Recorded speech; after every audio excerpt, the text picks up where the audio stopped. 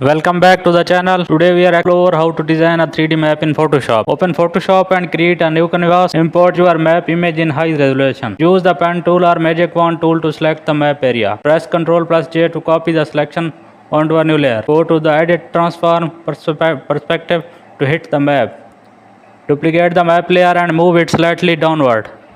Fill the side map with color to create a 3D extraction effect. Open layer style and apply bevel and emboss. Add drop shadow for realistic depth. Use gradient overlay for land color variations. Import terrain or texture images and clip them to the map.